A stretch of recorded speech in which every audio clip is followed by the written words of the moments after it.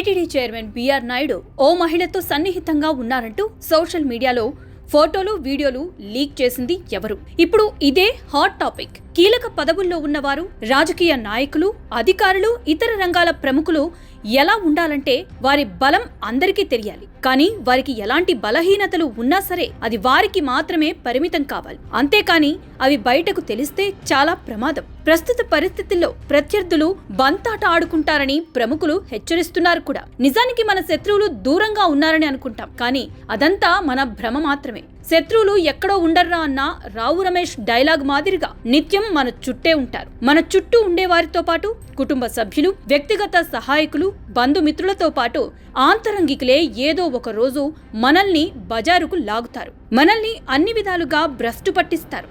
అలాగే ప్రముఖులకి కూడా మరో విధంగా శత్రువుల రూపంలో కొందరు ఉంటారని టీటీడీ చైర్మన్ బీఆర్ నాయుడు విషయంలో బయటపడింది. అలాంటి శత్రువులు ఉంటారని పాపం బీఆర్ నాయుడు కూడా ఎప్పుడూ అనుకుని ఉండరు. ఇప్పుడు అనుభవంతో కానీ నాయుడు గారికి తెలిసిందేమో. అసలు విషయానికొస్తే టీవీ5 చైర్మన్ గా ఉన్న బీఆర్ నాయుడు ఎప్పుడో 20 ఏళ్ల క్రితం ఒక మహిళతో ఎయిర్పోర్ట్ లో ఉన్న ఫోటో ఇప్పుడు సోషల్ మీడియాలోకి ఎలా వచ్చింది? అసలు ఆ ఫోటో అప్పట్లో ఎవరు తీశారు? ఇవే ఇప్పుడు బాగా వినిపిస్తున్న ప్రశ్నలు. బీఆర్ నాయుడు ఓ మహిళతో ఎయిర్పోర్ట్ లో ఉన్న ఫోటో అంటూ సోషల్ మీడియాలో బాగా ట్రోల్స్ చేస్తున్నారు. అయితే దీని వెనుక పెద్ద కుట్ర ఉందనేది వాస్తవం. ఈ ఫోటో నిజమో కాదో తెలీదు, కానీ ఆ ఫోటోను సోషల్ మీడియాలో వైసీపీ నేతలు, అనుకూల, అభిమాన మీడియా తెగ ప్రచారం చేస్తోంది. అయితే దీని వెనుక టీటీడీ చైర్మన్ బీఆర్ నాయుడు ఏదో ఒక విధంగా అప్రతిష్ట పాలు చేసే పనినే పనిగా పెట్టుకున్నారని స్పష్టమవుతోంది. దీని వెనుక వైసీపీ తిరుపతి మాజీ ఎమ్మెల్యే, టీటీడీ మాజీ చైర్మన్ భూమన కరుణాకర్ రెడ్డి ఉన్నారన్న అనుమానం కలుగుతోంది.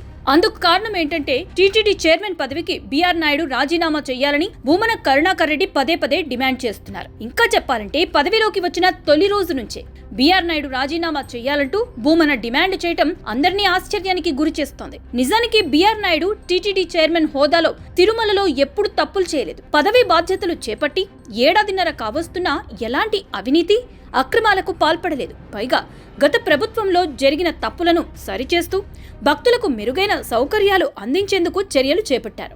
నిజానికి నాయుడుపై ఇప్పటి వరకు ఎలాంటి ఆరోపణలు రాలేదు. ఇప్పుడు కూడా ఓ మహిళతో సన్నిహితం అంటూ ఆయన వ్యక్తిగత జీవితంపై ఆరోపణలు చేస్తున్నారు. ఇది నిజమే అనుకున్నా అది ఆయన కుటుంబ సభ్యులు, సదరు మహిళ కుటుంబ సభ్యుల వ్యక్తిగత వ్యవహారం.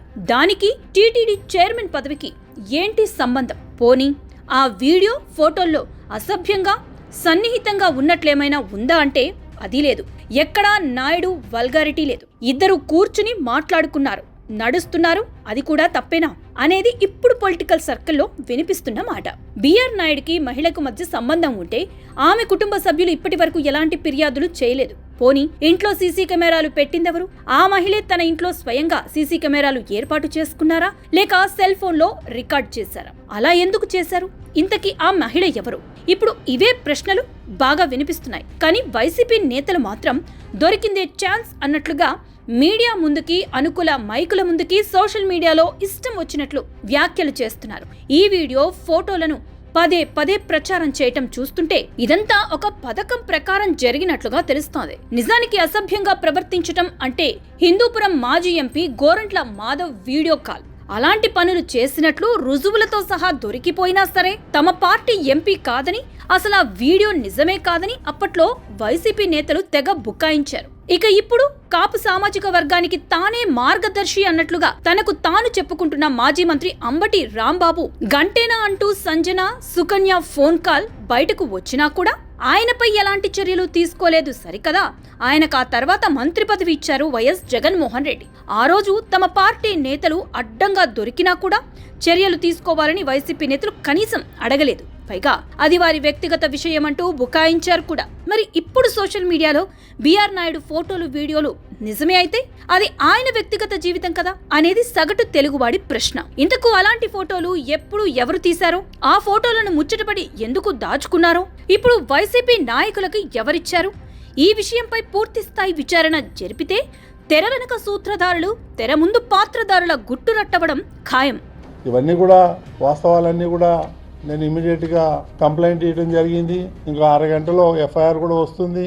దీన్ని నేను హై లెవెల్కి తీసుకెళ్తాను. వీళ్ళ సంగతి ఏదో తేలుస్తాను. నేను మాత్రం భయపడేదే ప్రశ్నే లేదు. ఎందుకంటే నేను ఏ రోజైతే జగన్మోహన్ రెడ్డిని ప్రశ్నించా, నువ్వు పట్టు వస్త్రాలు తీసుకొచ్చేటప్పుడు సతీ సమేతంగా ఎందుకు రావట్లేదు, దానికి కారణం చెప్పమన్నా.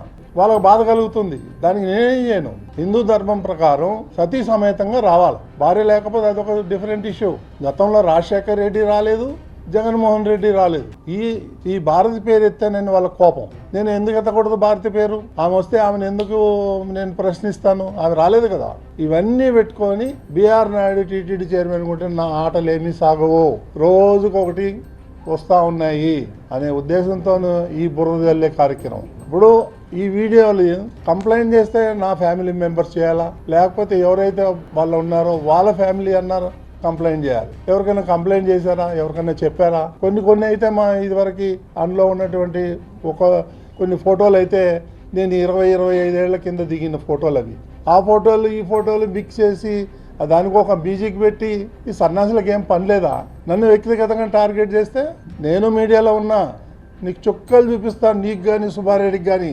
కరుణాకర్ రెడ్డి, నువ్వు మద్రాసులో పోయి ఏమేం చేసావో నాకు తెలుసు, వైవి సుబ్బారెడ్డి ఏమేం చేసావో నాకు తెలుసు. అవన్నీ బయట పెట్టమంటారా? ఇవన్నీ చీప్ పాలిటిక్స్ నా దగ్గర జరగదు, అర్థమైందా? నేను హైదరాబాద్ నడిబొడ్డున నేను ఉండి వ్యాపారం చేస్తున్నా, నేను ఎవరికి భయపడేవాడిని కాదు.